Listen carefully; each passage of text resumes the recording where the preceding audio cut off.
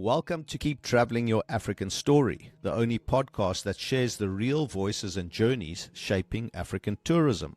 I'm your host, Rael Zeev, and through my inbound tour operation, Keep Traveling, I've had the privilege of connecting travelers from all around the world with the magic of Africa.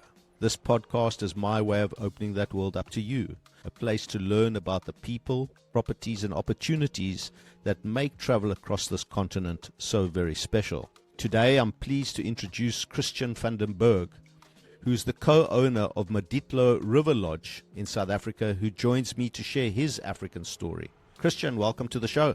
Rael, thanks so much for having me. Really appreciate it. Yeah, great to have you on board. Christiaan, for our international listeners, tell us exactly where Moditlo River Lodge is situated in South Africa and what would be the easiest way to get there.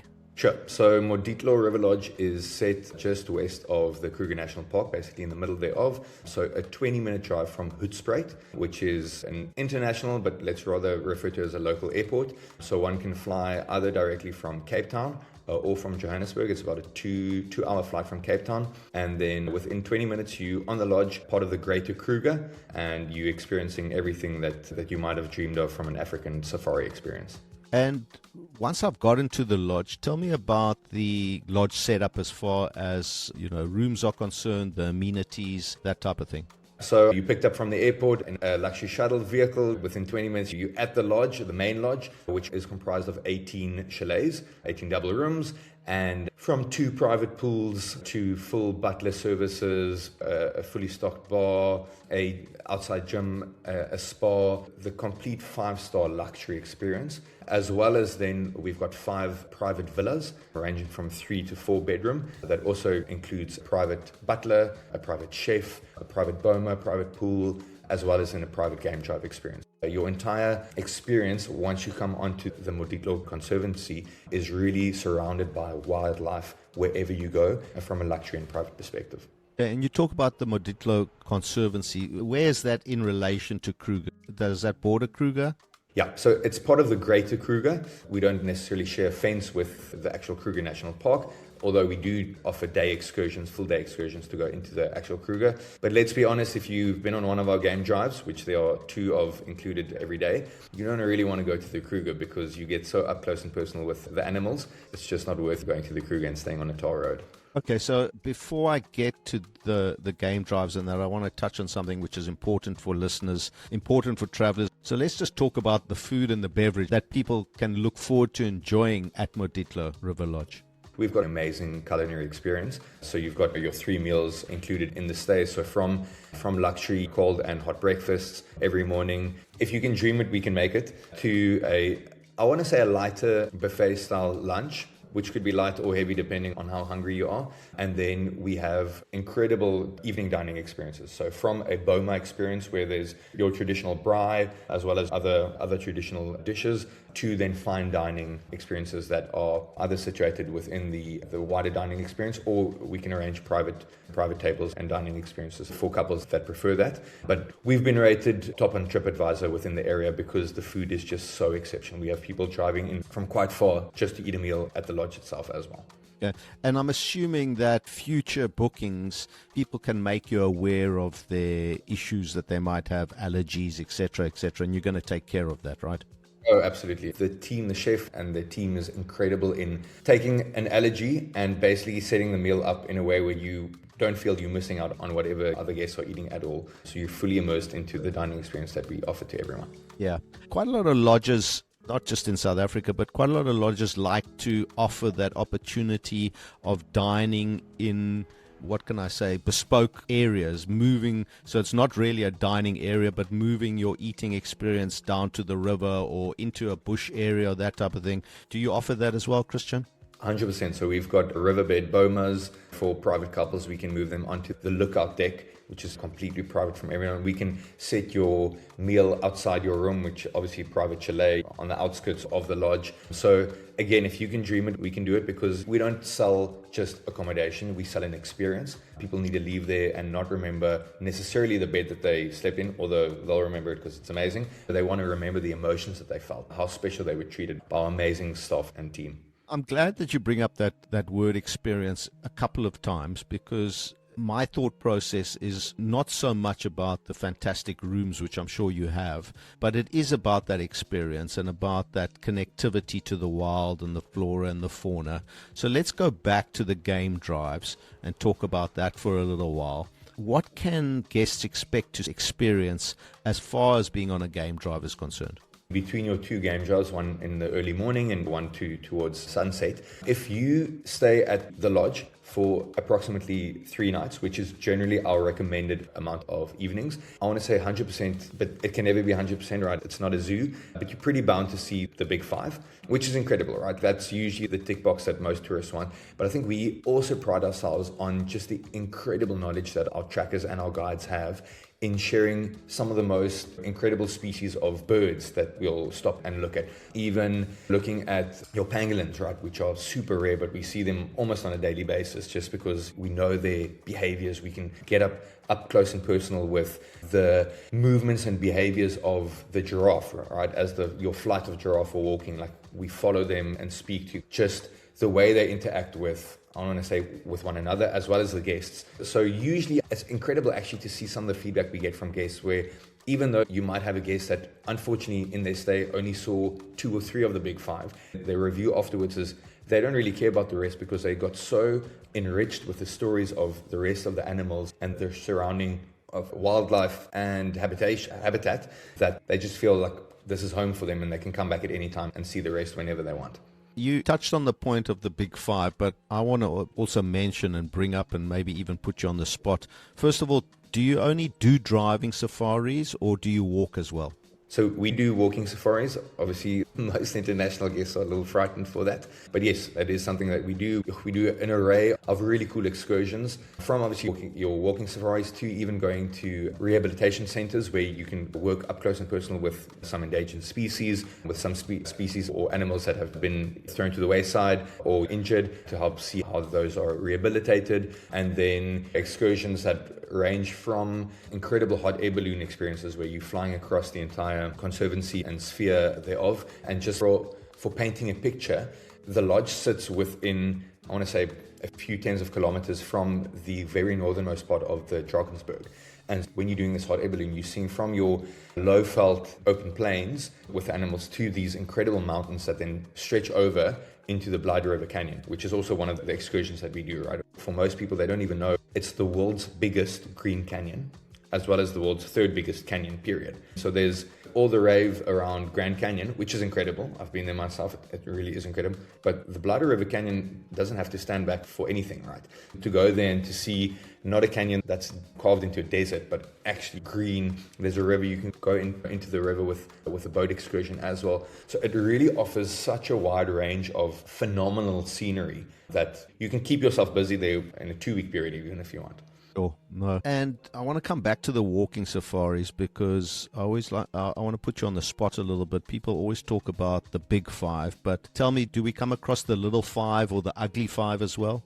We do, and I want to say that's part of the excitement that the guides usually have, because yes, the majority of guests usually just want to see the big 5, but then if you start getting, I want to say, deep and dirty into the field, into the wild, then you start seeing the little 5, the ugly 5, the forgotten 5, whatever that might be, and you really, even, I'm nerding out a little bit now, but even zoning in on a dung beetle, rolling a ball of dung. It's the most incredible thing to see, to stop and just actually take time to see, because you're not generally going to see if you're driving on an open vehicle for your usual game drive. But even things like that, starting to teach the guests the local names of the animals, starting to show them the patterns and movements of the paws in the sand, just so that they actually see the art of tracking and guiding and finding these animals, because the last thing we want is for the Greater Kruger to be seen as a zoo where you just come in, you pay enough money. That's not how it works, and that's not how it should work. It should be an experience in finding these sacred animals that are allowing us into their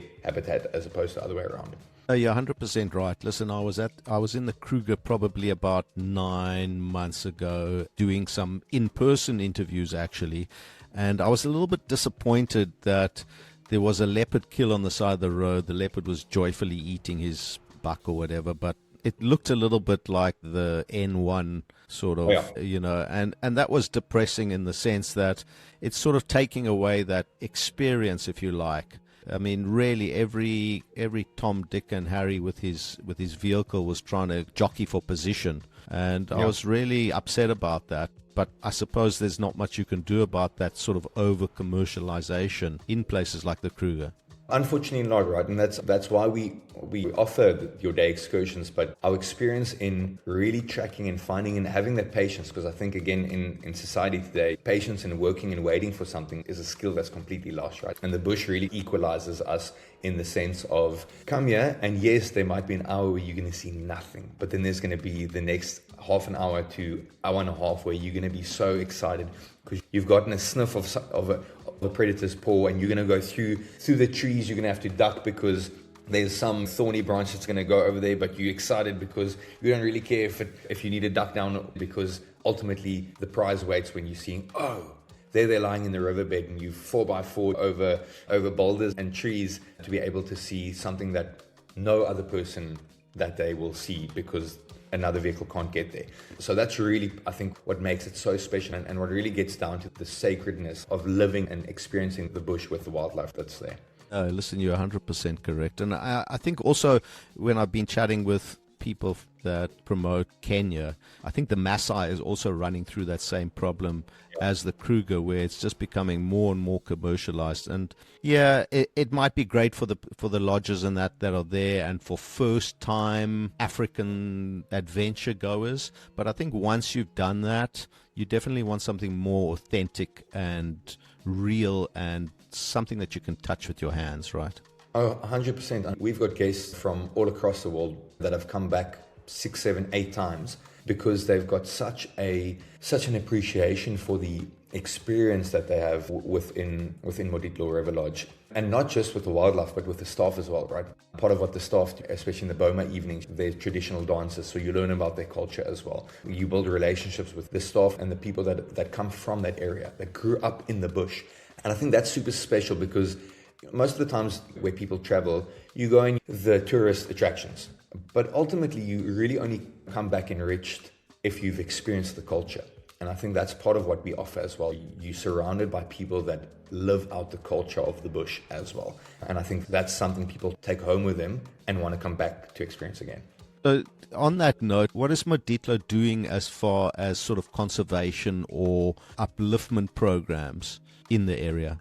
Yeah, sure. So we part of the 36,000 acre conservancy that we help look after and protect, which includes anti-poaching units and rehabilitation efforts. There's so many projects we're involved in, from looking at transport of certain animals where there's an influx of, for example, elephant in the Kruger, right? There are too many, right? They destroy the habitat for the rest of the animals, to seeing how is it and where is it that we can all work together between the different conservancies to protect these animals, to either relocate them, but then ultimately our first responsibility is to protect the animals that are within our borders.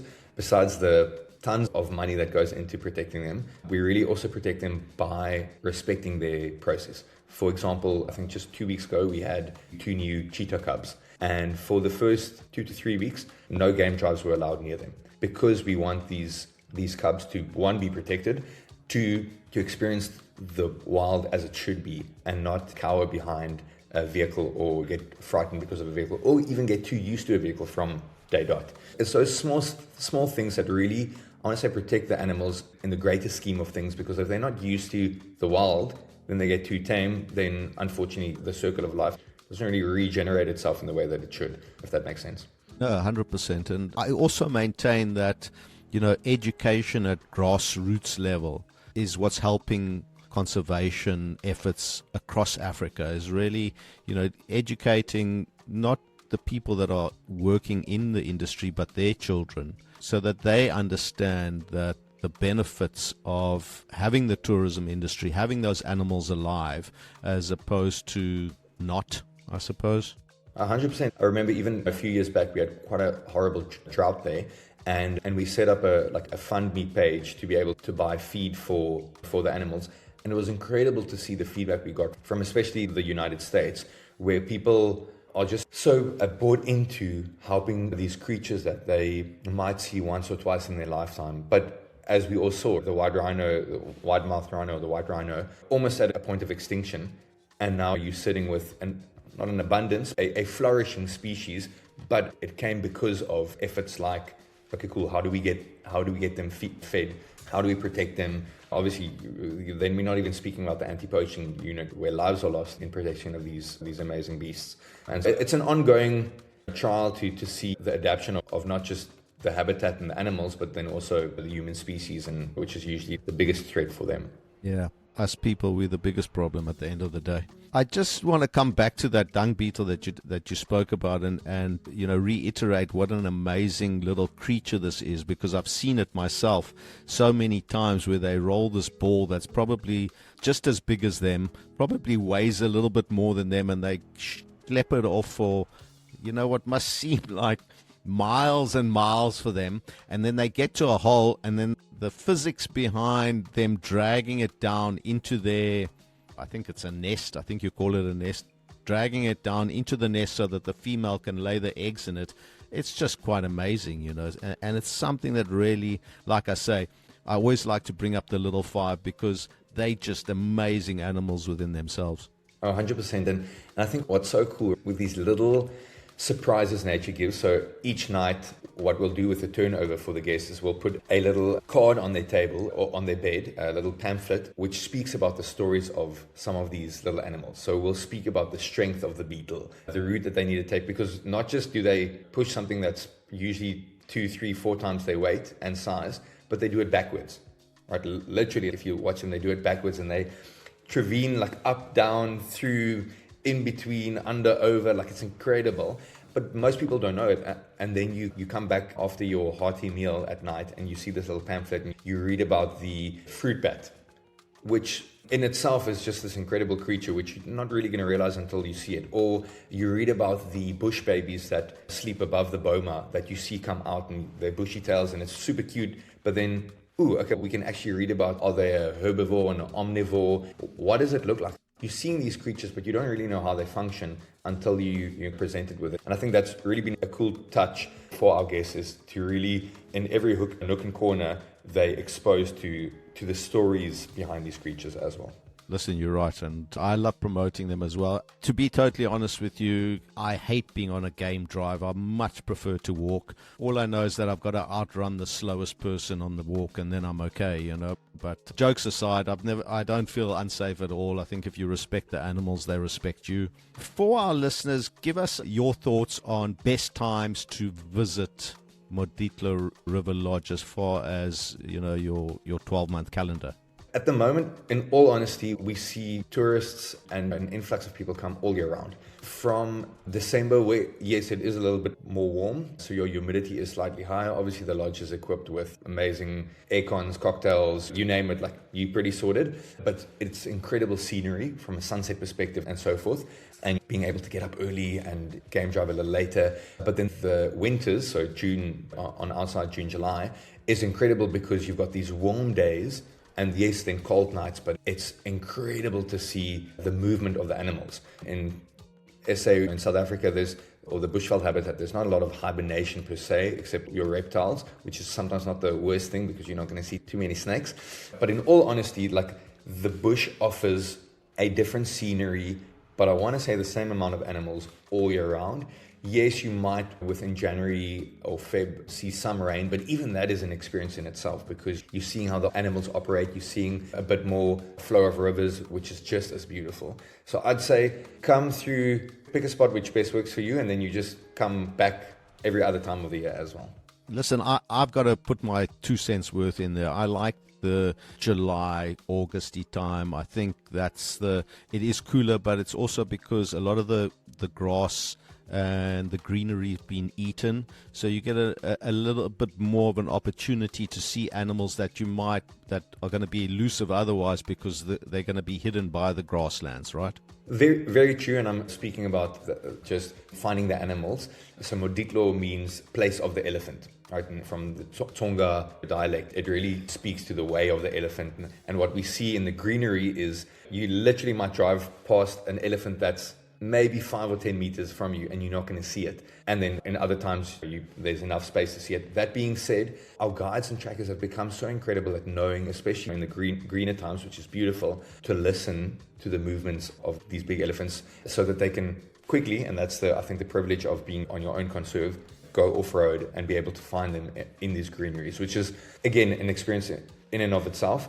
But yes, I think especially growing up as a South African, you'd go to the bush every June or July, right, or August. And there's this beauty in shorts and t-shirts and in the pool during day, and at night you're sitting with a beanie and a scarf. And it's just such an incredible experience to experience both extremes in the same day. Christiaan, 3 items that people coming from overseas need to bring with them. What would be your top 3 recommendations?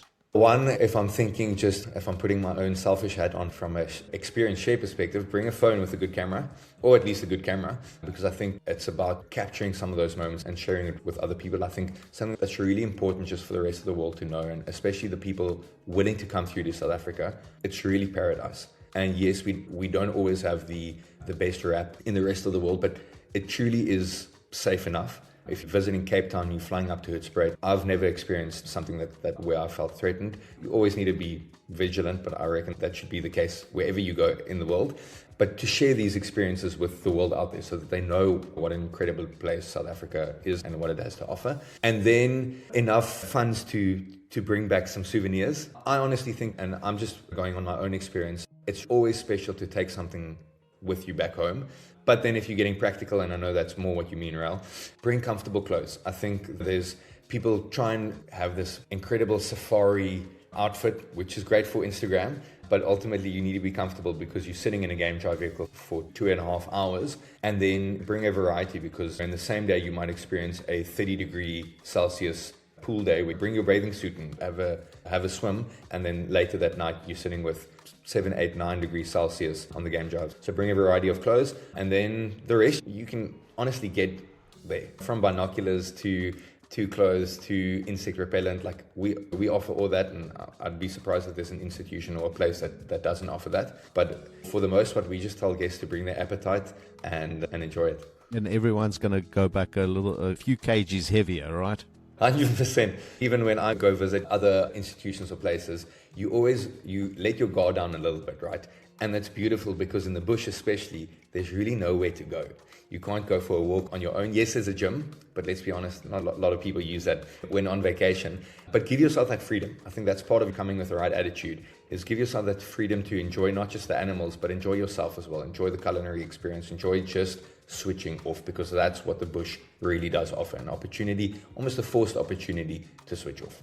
Yeah, I just want to touch on one sort of last point. I mean, it's almost like non-practical to say that I'm going to travel to South Africa and go and spend 2 weeks, because that's the general sort of duration that people coming from overseas are going to travel for. But I'm not going to go and spend 2 weeks at Moditlo. So in your experience, what would your recommendation be as far as where else should somebody make a cognizant decision to go and see in South Africa?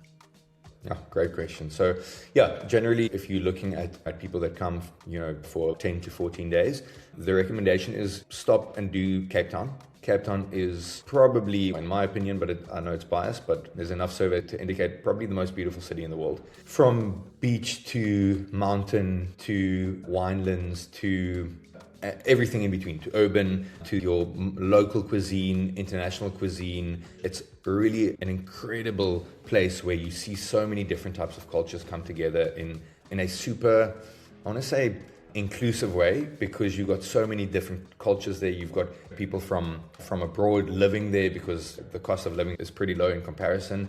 And then there's so much to do, from Robben Island with our rich history to experiencing some of the world's best wine estates and wine farms, to doing Table Mountain, which is one of the new 7 wonders of the world. It's endless. Generally recommend people to do that.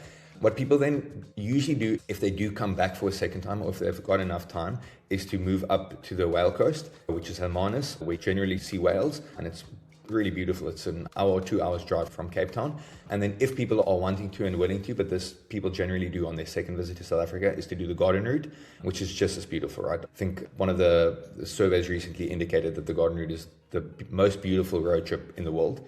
And I've done it quite a few times. It really is incredible. So from Knysna to Pittenberg Bay, wilderness, etc. It's just some of the most beautiful coastal scenes and forest scenes in the world. Still a handful of a wild elephant that roam those forests, which is incredible. And then obviously to do the bush. As mentioned, it's within a 2-hour flight from Cape Town, and within 20 minutes you're there immersed in a completely different ecosystem with different cultures, obviously different wildlife species. So within a 2-week period, I'd say if you're here for 2 weeks, do Cape Town for at least 4 to 5 days. Treat yourself with some stays, maybe even in Stellenbosch at the Winelands area or Paarl. Do a quick 2-day trip up to Hermanus, Kleinmond, Beatties Bay, etc. And then I'd say drive back and do a proper 3 to 5 day stint in the bush, because there's so much surrounding there as well. And as part of your suggested itinerary, I know you've been very generous in offering a prize giveaway to a lucky listener of the podcast. Would you mind telling us what it is that you're going to give away then, Christiaan? Yeah, sure. So our heart is really for people to experience the beauty that God's blessed us with here in South Africa. And so we're willing to offer a 2-night complimentary stay for 2 people at Moditlo River Lodge, which is a 5-star luxury safari lodge. And obviously there's always the option for people to upgrade to the villa if they want to bring their family and kids with as well. But our heart is really for people to experience that and share that with the rest of the world. Well, thank you very much. That's really kind of you. And hopefully people get that in their head to combine that with that other itinerary that you've suggested. But Christiaan, listen, thank you so much for coming on the show. I've really enjoyed listening and learning about Moditlo. And I love what you're doing there and can't wait to come visit myself. Awesome. Rael, thanks so much for having me on. I really appreciate it. What an inspiring conversation. Thank you so much, Christiaan, for sharing your story and for everything you're doing to grow African tourism. Don't forget, every week we feature fantastic prize giveaways from some of Africa's most beautiful lodges, camps, and travel partners. You could win your own unforgettable getaway just by listening, subscribing, or visiting www.keeptraveling.africa/podcast, or read more about today's guests by scanning through the show notes of today's episode. Don't forget to follow Keep Traveling on social media for the latest episodes, stories, and travel inspiration. I'm Rael Zeev, and this has been Keep Traveling, your African story. Remember, a few years from now, you won't remember how much it cost you, but you'll always remember the memories you made. Keep traveling.